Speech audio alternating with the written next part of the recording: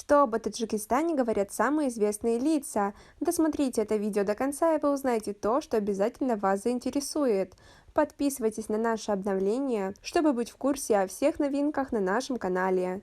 Таджикистан – открытая и дружелюбная страна, на мировой арене страна узнаваемая и интересная. Потому неудивительно, что очень много мнений высказывается о стране. Великий народ, который может гордиться своим потрясающим поэтическим наследием. Нет необходимости характеризовать наши отношения, это поистине союзнические отношения, в полном смысле этого слова, отношения стратегического партнерства. У которого были очень непростые этапы жизни, но в самый ответственный момент для многих из нас, для людей, вышедших из Советского Союза, оказавшийся домом для всех национальностей.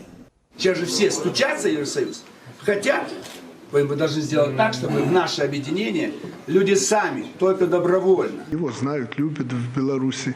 И знают не только те, которые занимаются политикой.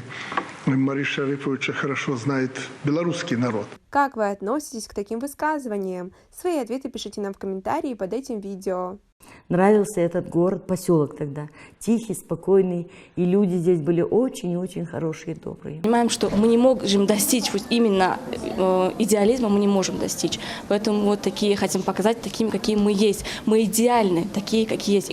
Мы знаем, что в восточном мире, в таджикском обществе родственные отношения они имеют очень важное значение. То есть традиции семейные, родовые или национальные, они всегда в почете. Что президента Таджикистана президент США перебороть на руках не может. Прижал его и сказал: стоять здесь. Вот так приковала Средняя Азия к себе Соединенные Штаты Америки.